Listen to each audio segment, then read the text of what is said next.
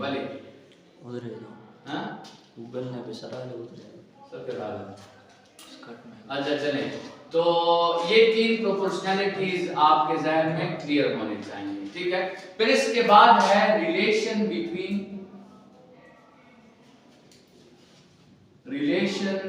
Between force and momentum, और इस relation को एक्चुअल न्यूटन सेकंड लॉ भी कहते हैं, और ये रिलेशन जो हमने प्रूव करनी है वो है डेल्टा बी बाय टी, ठीक है। ये force is defined as the time rate of change of momentum, और इससे दो बातें आपके जहन में आ जानी चाहिए कि अगर हम फोर्स अप्लाई नहीं करेंगे तो इसका मतलब बॉडी की मोमेंटम चेंज नहीं होगी, और अगर हम फोर्स अप्लाई कर लेंगे इसका मतलब बॉडी का मोमेंटम भी चेंज हो जाएगा, ठीक है। और कैसे होगा, स्टेप बाय स्टेप कैसे होगा, स्टेप बाय स्टेप ऐसे होगा कि बॉडी होगी जिसकी इनिशियल वेलोसिटी होगी, हमने उस पे फोर्स अप्लाई किया, फोर्स ने एक्सेलरेशन प्रोड्यूस की, एक्सेलरेशन ने वेलोसिटी को क्या कर दिया, वेलोसिटी को चेंज कर दिया। तो थोड़ी देर बाद हमने देखा कि बॉडी की जो वेलोसिटी v आई थी वो कन्वर्ट हो गई किसमें, वो vf में कन्वर्ट हो गई। तो मोमेंटम तो वेलोसिटी डिपेंडेंट है, अगर वेलोसिटी चेंज हो गई तो मोमेंटम भी साथ में चेंज हो गया, और किसकी वजह से चेंज हुआ, फोर्स की वजह से। तो force is defined as the time rate of change of momentum. Proof इसका आसान सा है, जरूरत उसकी इतनी नहीं है। F is equal to M A से आपने स्टार्ट लेना है, a में delta v by T put करनी है, फिर डेल्टा v की जगह vf माइनस vi पुट करना है, फिर mvf माइनस mvi आ जाएगा, mvf की जगह फाइनल मोमेंटम पुट कर देंगे, mvi की जगह इनिशियल मोमेंटम, और फिर आप जो है फाइनली लिख लेंगे कि फाइनल माइनस इनिशियल की जगह क्या लिख लेंगे, चेंज इन मोमेंटम, ठीक है। तो फार्मूला प्रूव हो जाएगा। इसकी भी दो प्रोपोर्शनैलिटीज हैं, फोर्स डायरेक्टली प्रोपोर्शनल है चेंज इन मोमेंटम को अगर टाइम क्या रखा जाए, टाइम कांस्टेंट, और फोर्स इनवर्सली प्रोपोर्शनल है टाइम को अगर चेंज इन मोमेंटम को क्या रखा जाए, कांस्टेंट रखा जाए। लेट्स सपोज आपका इस पे एक शॉर्ट क्वेश्चन भी है कि एक पर्सन क्या करता है, वो किसी बॉल को, रेस्ट बॉल को बैट से क्या करता है, हिट करता है। मतलब एक रेस्ट बॉल है, उसका इनिशियल मोमेंटम 0 है, और वो पर्सन उस बॉल को एक बैट से क्या कर रहा है, हिट कर रहा है। तो ये बॉल लॉन्गर डिस्टेंस कवर करेगा, या दूसरी सिचुएशन में वो कह रहे हैं कि एक बॉल आ रहा है और उसका इनिशियल मोमेंटम फर्ज करें कितना है, 8 है, और ये बैट उसे उस आते हुए बॉल को हिट करता है, ये ज्यादा डिस्टेंस कवर करेगा, ये दूसरा वाला ज्यादा डिस्टेंस कवर करेगा। दूसरा वाला ज्यादा डिस्टेंस इसलिए कवर करेगा क्योंकि दूसरे वाले केस पे फोर्स ज्यादा होगा, ठीक है, और दूसरे वाले केस पे फोर्स इसलिए ज्यादा होगा क्योंकि दूसरे वाले केस में चेंज इन मोमेंटम ज्यादा आया होगा। देखिए आप खुद सोचें, लेट्स सपोज 0 से 8 तक जाना बड़ा चेंज है, या +8 से -8 तक जाना बड़ा चेंज है। +8 से -8 तक जाना 16 का चेंज है, तो इस मूविंग बॉल का मोमेंटम ज्यादा चेंज होगा, मूविंग बॉल का मोमेंटम ज्यादा चेंज होगा तो मूविंग बॉल पे फोर्स भी ज्यादा अप्लाई होगा, और इसलिए वो लॉन्गर डिस्टेंस कवर करेगा। इसी तरह ये टाइम ऑफ इम्पैक्ट का भी बहुत इंपॉर्टेंट रिलेशन है, और इस रिलेशन को ध्यान में रखते हुए हमने बहुत से सेफ्टी प्रिकॉशंस भी दिए हुए हैं। देखें, लेट्स सपोज आपके साथ एक फुटबॉल है और एक पत्थर है।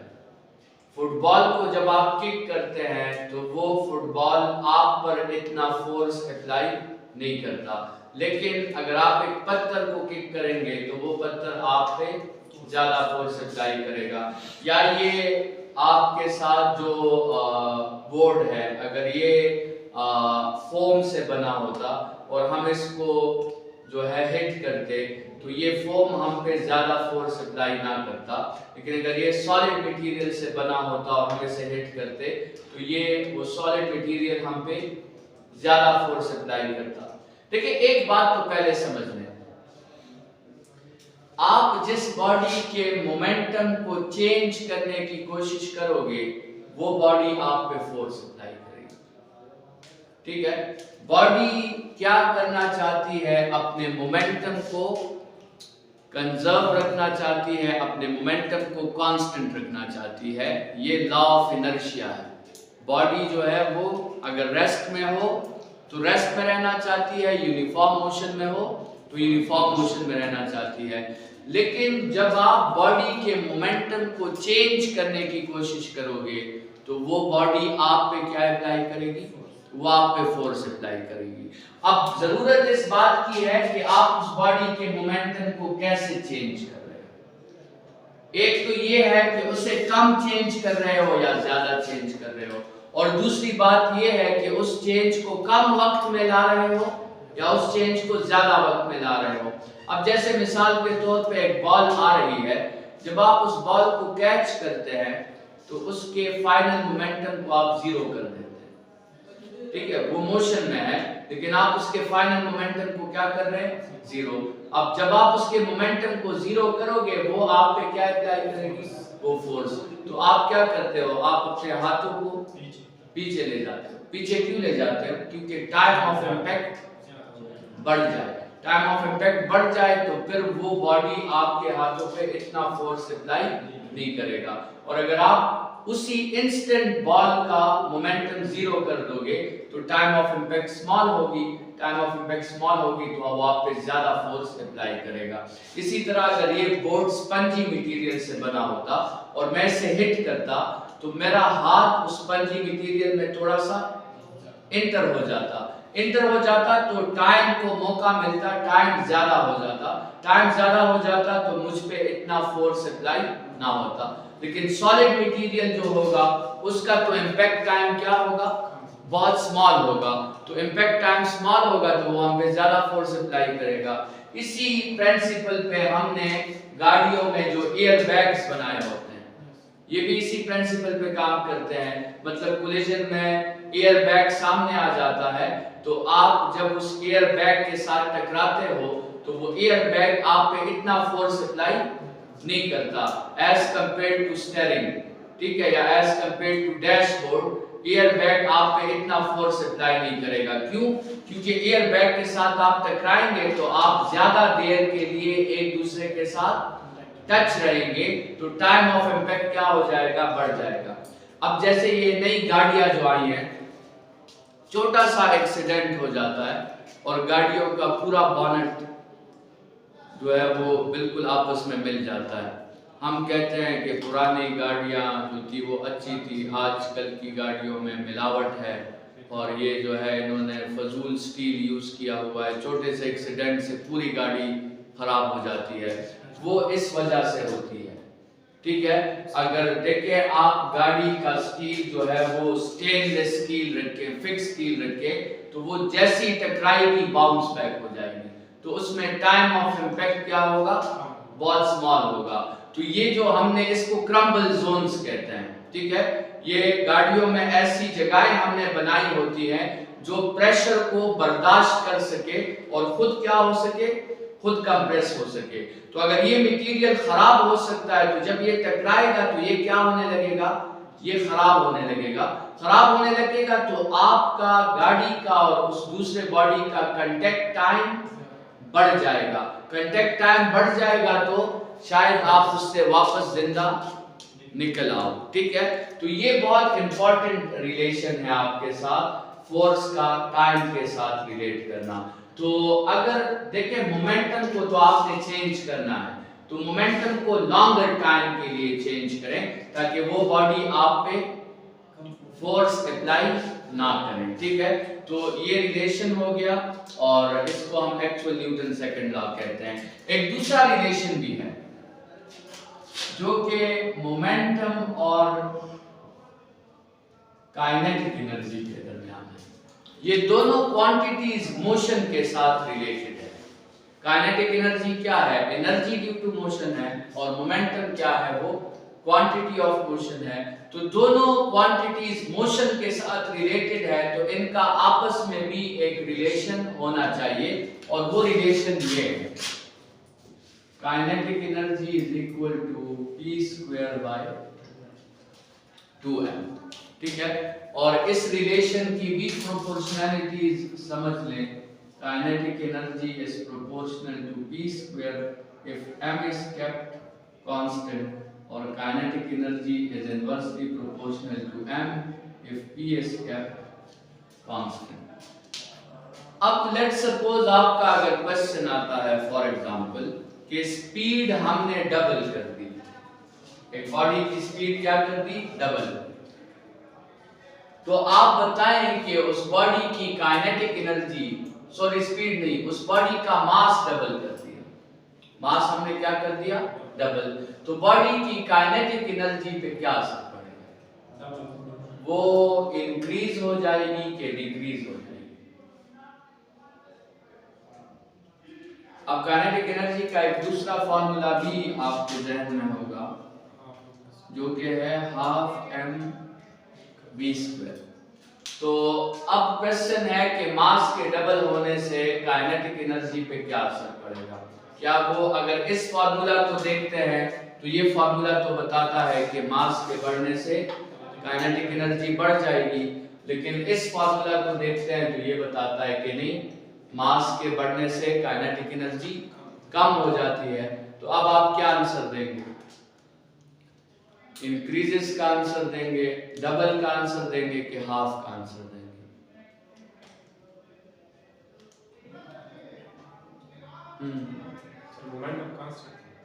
हाँ, तो हमें देखे क्वेश्चन से इजाजत लेनी होगी कि क्या हम ये प्रोपोर्शनैलिटी यूज कर सकते हैं या हम ये प्रोपोर्शनैलिटी यूज कर सकते हैं।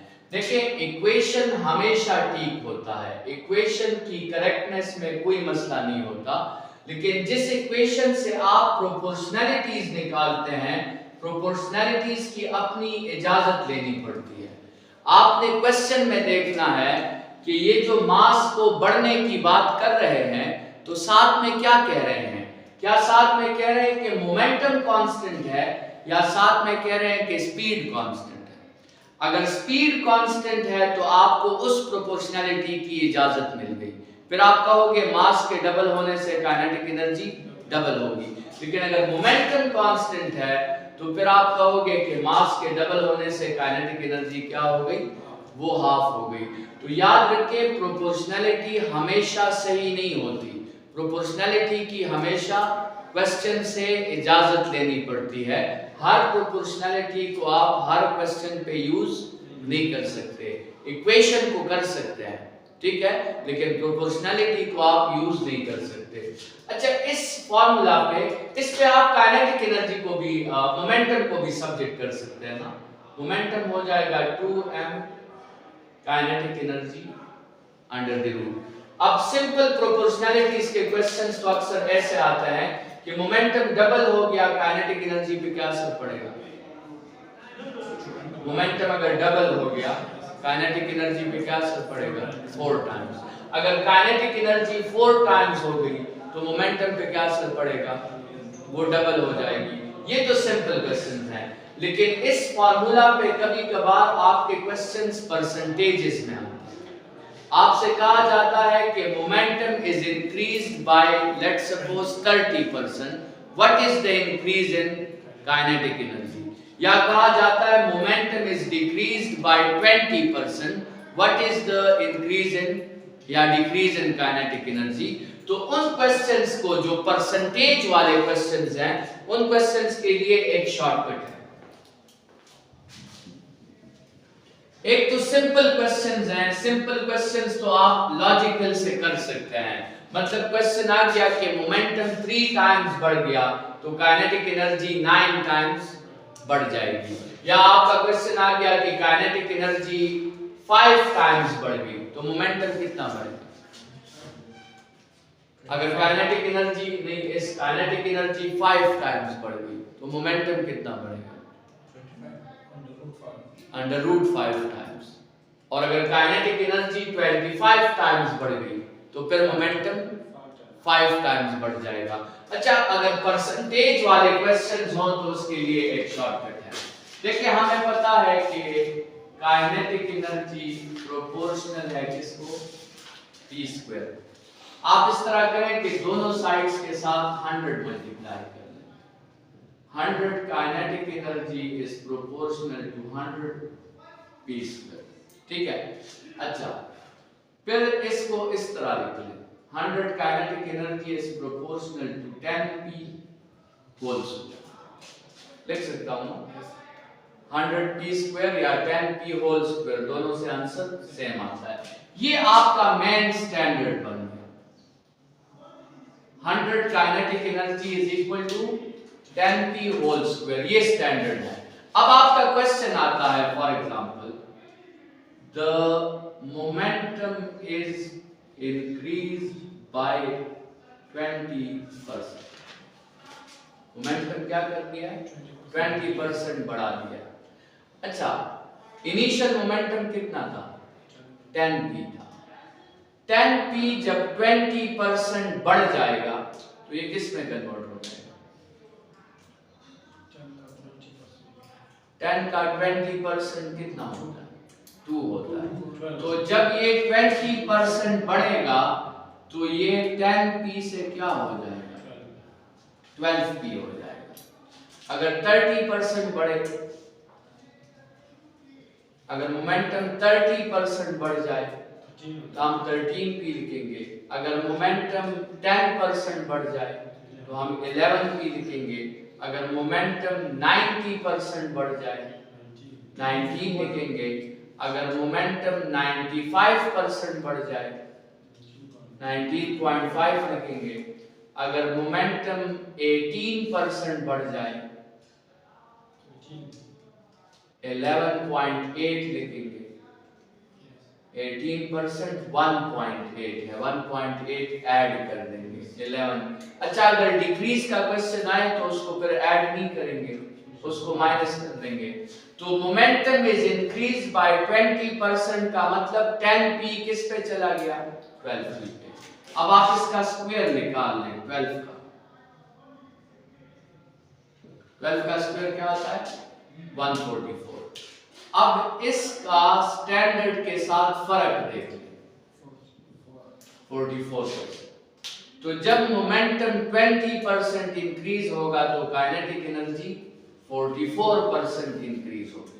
अब मिसाल के तौर पे दूसरा क्वेश्चन आया कि the momentum is decreased bye 20%। ठीक है, तो 10 जब 20% डिक्रीज होगा तो क्या बन जाएगा? 8p बन जाएगा। 8p पे क्या ले लें? स्क्वायर क्या आता है? 64 और 100 का फर्क देखिए। 64 और 100 का फर्क है 36। सो अगर मोमेंटम 20% डिक्रीज होगा तो काइनेटिक एनर्जी 36% डिक्रीज होगी। लेट्स सपोज एक दूसरा क्वेश्चन आया कि the momentum is increased by 50%। ठीक है, सो 50% का मतलब 10 से किस पे चले जाना? 10 से 15। 15 का स्क्वायर 225 होता है। 225 और 100 में कितना फर्क है? तो अगर मोमेंटम 50% बढ़ेगा तो काइनेटिक एनर्जी 125% बढ़ जाएगी। अच्छा, ये जो हमने शॉर्टकट पढ़ा है ये सिर्फ इस रिलेशन पे अप्लाई नहीं होगा। जहां पर भी आपको ऐसा रिलेशन नजर आएगा y is proportional to x square का, आप उस हर रिलेशन पे ये शॉर्टकट अप्लाई कर सकते हैं। इसका अपना मेथड भी है लेकिन वो लंबा है, तो ये शॉर्टकट आप समझ लें कि अगर आपको परसेंटेजेस में क्वेश्चंस आते हैं तो फिर आपने इस तरह से सॉल्व करना है। लास्ट में जो है इसमें एक इम्पल्स है और फिर ग्राफ करना है। हाँ, ये 10, 20, 30 25, 27 each फिर उसमें आपने जो है ऑप्शंस में देखे इतना गैप होगा कि आप आसानी से उसे पहचान लेंगे। मतलब लेट्स सपोज अगर क्वेश्चन आपका है कि 20.5 है, तो फिर तो ये वैल्यू 12 नहीं होगी, ये तो 12.5 का क्या होगी, 12.5 का स्क्वायर होगी। तो 12.5 का स्क्वायर आप इसको देखे अगर सॉल्व करना चाहते हैं तो आप इसको इस तरह कर लें कि 12 प्लस 0.5 का क्या लेना है, स्क्वायर लेना है। तो 12 का स्क्वायर क्या हो जाएगा 144, फिर 0.5 का स्क्वायर क्या होगा, 0.5 का स्क्वायर 0.25 होगा, और फिर 2 टाइम्स 12 इंटू 0.5, तो ये आपके साथ 6 आ जाएगा और 6 से ये 3 आ जाएगा। मतलब आपने a plus B whole square का फॉर्मूला अप्लाई कर दिया, लेकिन ऐड करने से आपको पता चला कि आंसर इतना डिफरेंट नहीं है। तो उसी 144 और 144 को 100 से माइनस किया तो 44, उसी 44 के आसपास आपका जो है आंसर होगा। और इतने ऑप्शंस में वो एक दूसरे से दूर होंगे कि आप आसानी से उसे जो है वो पहचान सकते होंगे कि ये आंसर है। ठीक है, तो जहां पे फिर कैलकुलेशंस जो है वो मुश्किल हो जाती है तो फिर तो आपको थोड़ा सा उसको सॉल्व करना पड़ता है। ठीक है, तो हाँ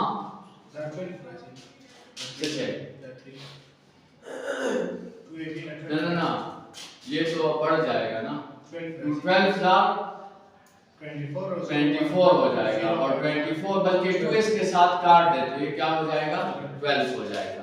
तो 12 144 प्लस 12 से 156 आ जाएगा। ये 0.05 तो इतना इंपॉर्टेंट नहीं है, तो 156 आ जाएगा। तो 156 को 100 से माइनस करें तो 56% जो है उसमें इंक्रीज। तो अगर मोमेंटम में 25% इंक्रीज आएगी तो आपके साथ काइनेटिक एनर्जी में फिर 56% इंक्रीज आएगी। ठीक है, तो अच्छा, अब इसके बाद एक टॉपिक है इम्पल्स। सर अगर मोमेंटम ही बता दें काइनेटिक एनर्जी मांगे फिर किस तरह होगा, दाम रखकर शॉर्ट करते हैं, वो उल्टा बैठा हुआ है ना। ठीक है, फिर आपने देखें उसका लेट्स सपोज आपसे कह दें कि काइनेटिक एनर्जी जो है वो फर्ज करें 44% क्या हो गई डिक्रीज, तो उसमें आपने ये शॉर्टकट फिर ऐसे लिखना है कि 10p is proportional to the, कैसे लिखना है उसको p के लिए आपने सब्स्टिट्यूट कर दिया ना कि 10p is proportional to the root of 100 times kinetic energy. अब आपसे क्या कहा गया कि काइनेटिक एनर्जी 44% कम हो गई है, तो 100 का 44% जब आप कम करते हैं तो क्या आता है 56, ये किस पे कन्वर्ट हो जाएगी 56 काइनेटिक एनर्जी। अब 56 का रूट तकरीबन क्या होगा, 56 का रूट जो है वो 7 पॉइंट समथिंग होगा। ठीक है, क्योंकि 64 का रूट 8 है तो 56 तो 64 से कम है, तो इसका root 7 point something round about होगा। तो इसका रूट जो है तकरीबन क्या होगा 7% आपके साथ आएगा। और फिर आप इन दोनों को क्या कर लेंगे, इन दोनों को सब्ट्रैक्ट कर लेंगे। तो लेकिन इन दोनों को सब्ट्रैक्ट करने के बाद आपने एक जीरो इजाफी लगाना है। ठीक है, इसमें ये शॉर्टकट अप्लाई मत करें, इसमें मैं एक और मैं आपको ग्रुप में शेयर कर दूंगा। ठीक है, वो शॉर्टकट जो है उस क्वेश्चंस पे अप्लाई करें जिसमें काइनेटिक एनर्जीज का क्वेश्चन पूछा हो और क्या मांगा हो, मोमेंटम का मांगा हो। और अगर मोमेंटम का पूछा हो और काइनेटिक एनर्जी का मांगा हो तो उसके लिए तो ये शॉर्टकट है। ये बाकियों के लिए एक दूसरा शॉर्टकट है, उससे आसानी से फाइंड हो जाता है। तो वो मैं ग्रुप में आपके साथ एक फॉर्मूला है, बस उसे याद रखिए। ठीक है, अच्छा, इंपल्स क्या चीज है, इंपल्स जो है उसकी एक डिफिनीशन क्या है, इम्पल्स की एक डिफिनीशन है the total change in momentum. Impulse की दूसरी डिफिनीशन है the product of force and time. ठीक है, तो और ये दोनों आपस में इक्वल है क्योंकि ऑलरेडी हमने एक फॉर्मूला पढ़ा है कि F is equal to delta P by T। तो अगर आप इसमें क्रॉस मल्टीप्लिकेशन करते हैं तो आपके साथ डेल्टा P और product of force and time जो है वो इक्वल आ जाते हैं। इम्पल्स की जरूरत कब पड़ती है? इम्पल्स की जरूरत तब पड़ती है जब आप फोर्स और टाइम को इंडिविजुअली फाइंड नहीं कर सकते, तो फिर आप इम्पल्स को किसके जरिए फाइंड करते हो? चेंज इन मोमेंटम के जरिए, और वही चेंज इन मोमेंटम फोर्स और टाइम का प्रोडक्ट होता है। मतलब इम्पल्स की इंपॉर्टेंस ये है कि जब आप फोर्स और टाइम को इंडिपेंडेंटली फाइंड नहीं कर पाओगे तब आप दोनों का प्रोडक्ट फाइंड करोगे, लेकिन उस दोनों के प्रोडक्ट को कैसे फाइंड करोगे? इनडायरेक्टली फाइंड करोगे।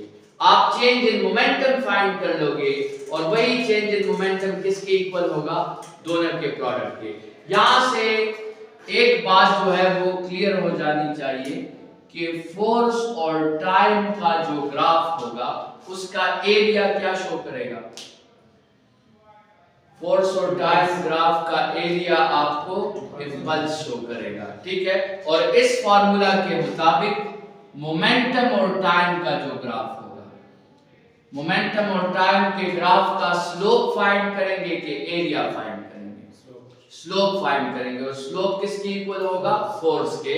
तो मोमेंटम टाइम ग्राफ का स्लोप फोर्स के इक्वल होता है और फोर्स टाइम ग्राफ का एरिया इम्पल्स के इक्वल होता है। इसके बाद है law of conservation of momentum. Law of conservation of momentum कहता है कि फॉर एन आइसोलेटेड सिस्टम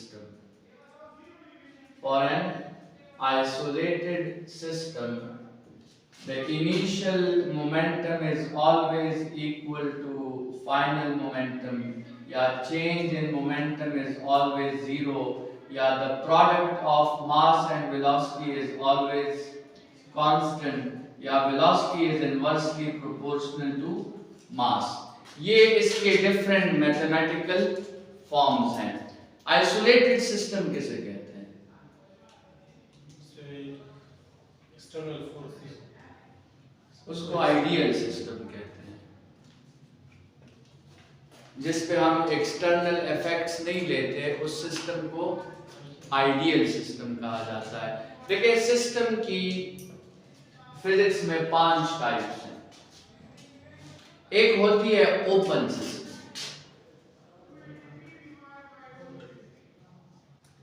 एक सिस्टम क्या है? Open system. ओपन सिस्टम वो सिस्टम होता है जिसका मास और जिसकी एनर्जी कभी भी कांस्टेंट नहीं रहती, उस सिस्टम को हम क्या कहते हैं? Open system. अब ये रूम क्या है? ये रूम ओपन सिस्टम है। अब थोड़ी देर बाद हम निकल जाएंगे, रूम का मास चेंज हो जाएगा। ठीक है, इस रूम में एनर्जी का एक यूनिट भी लगा हुआ है। हम खुद भी एनर्जी के यूनिट्स हैं, हमारी वजह से भी रूम की जो एनर्जी है वो चेंज हो रही है। अगर इस रूम में एनर्जी के यूनिट्स ना भी होते तो बाहर से भी एनर्जी इन वॉल्स से पेनिट्रेट करके रूम की एनर्जी को चेंज कर सकती थी। तो ये रूम क्या है? ये एक ओपन, हम खुद ओपन सिस्टम्स हैं। हमारा मास भी चेंज होता है और हमारी बॉडी फिर उस मास को एनर्जी में कन्वर्ट करती है, तो हमारी एनर्जी भी चेंज होती है। तो Open सिस्टम वो है जिसमें मास और एनर्जी दोनों एक्सचेंज हो सके। एक होता है क्लोज्ड सिस्टम। क्लोज्ड सिस्टम में मास कांस्टेंट रहता है, एनर्जी उसमें भी एक्सचेंज हो सकती है, लेकिन मास उसमें क्या रहता है? मास उसमें कांस्टेंट रहता है। मतलब लेट्स सपोज ये दरवाजा भी दीवार कर दें और ये रोशनदान भी दीवार कर दें और वो दरवाजा भी दीवार कर दें, अब ये क्या बन गया है? अब ये क्लोज सिस्टम बन गया है। अब अंदर से ना तो मॉलिक्यूल्स बाहर जा सकते हैं, बाहर से मॉलिक्यूल्स अंदर भी नहीं आ सकते।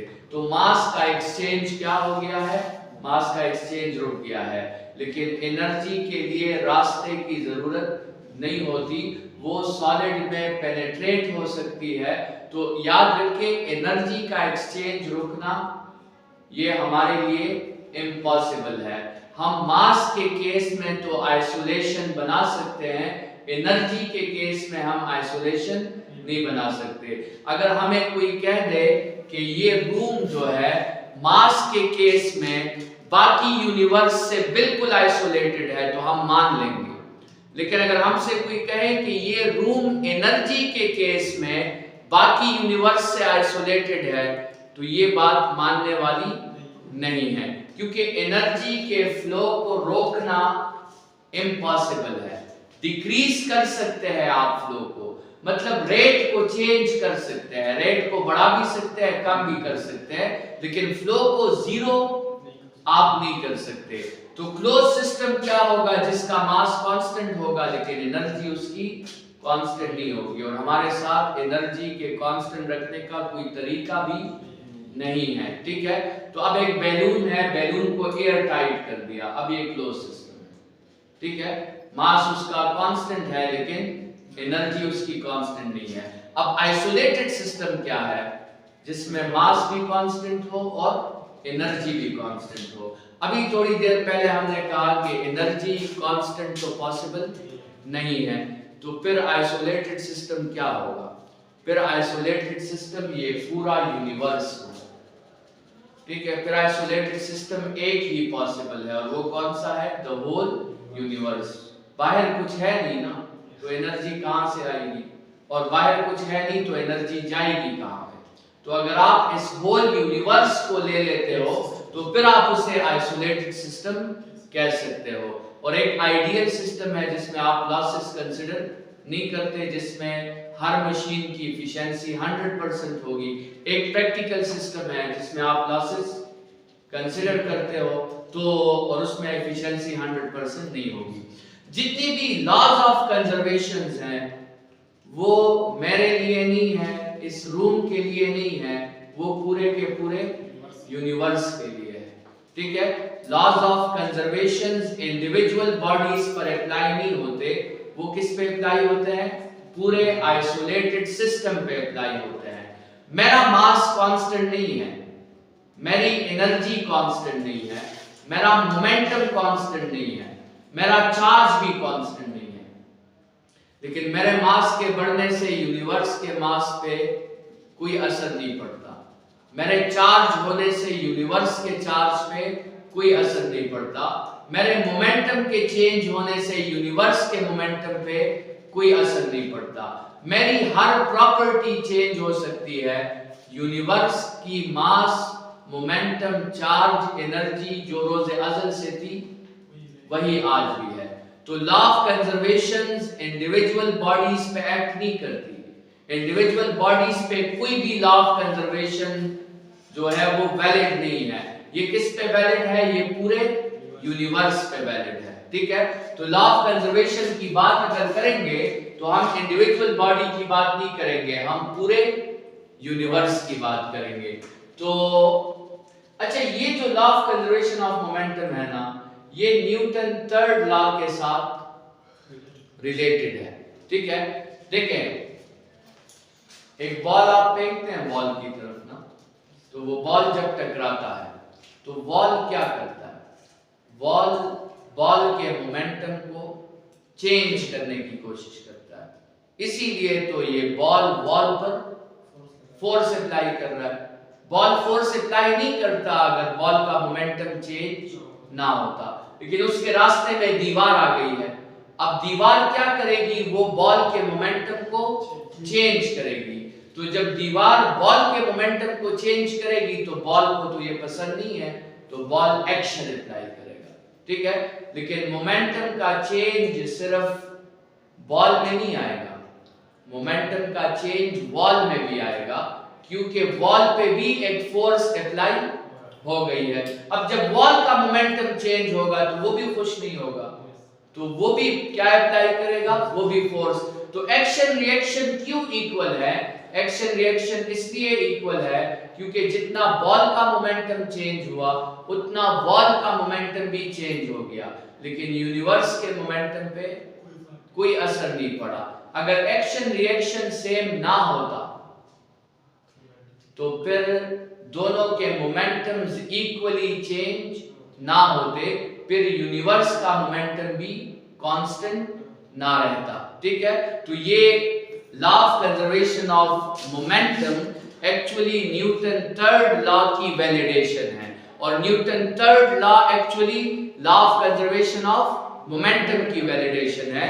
ये एमसीक्यू देखा गया है कि law of conservation of momentum को आप किस लॉ के साथ रिलेट करेंगे, तो वो हम उसको न्यूटन थर्ड लॉ के साथ रिलेट करेंगे। कल से इंशाल्लाह फिर कोलिजन्स और प्रोजेक्टाइल मोशन का डिस्कशन